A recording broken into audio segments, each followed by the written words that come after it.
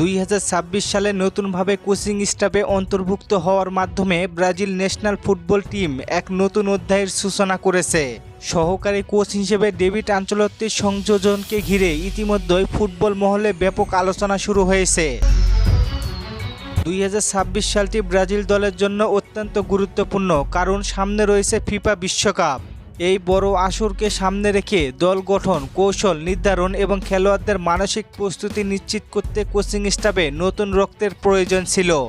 সেই প্রয়োজন থেকে তাকে দলে যুক্ত করা হয়েছে বলে ধারণা করা হচ্ছে।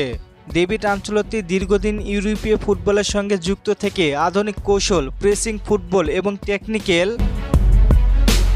এবং টেকনিক্যালের উপর কাজ করেছেন। বিশেষ করে দ্রুত ট্রানজিশন, বল পজিশন ধরে রাখা এবং রক্ষণ থেকে আক্রমণ দ্রুত রূপান্তরের কৌশল তিনি দক্ষ।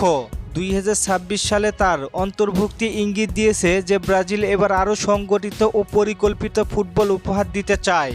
তরুণ প্রতিভাবান খেলোয়াড়দের সঙ্গে অভিজ্ঞ তারকাদের সমন্বয় ঘটিতে একটি ভারসাম্য দল গঠন হবে তার অন্যতম লক্ষ্য। ডেভিড আনচেলত্তি অতীতে বিশ্ববিখ্যাত কোচ কার্লো আনচেলত্তির সঙ্গে কাজ করার অভিজ্ঞতা অর্জন করেছেন, যা তাকে উচ্চ পর্যায়ের প্রতিযোগিতায় কাজ করার মানসিকতা দিয়েছেন।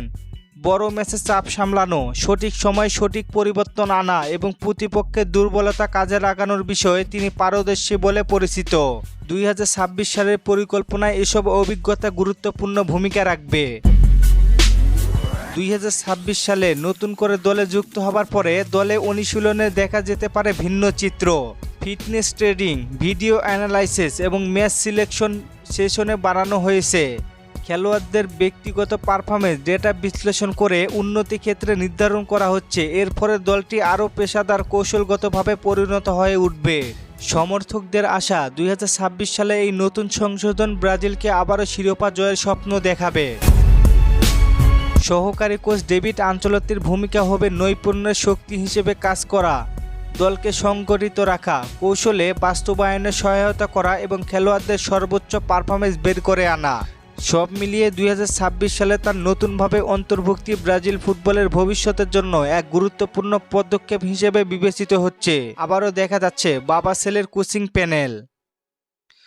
সিবিএফের এই সিদ্ধান্ত কেমন করে দেখছেন আপনি? জানিয়ে দিন আপনার মূল্যবান মতামত। আর ফুটবলকে নিয়ে নতুন কোনো প্রশ্ন থাকলে করতে পারেন, পরবর্তী ভিডিওতে রিপ্লাই করব।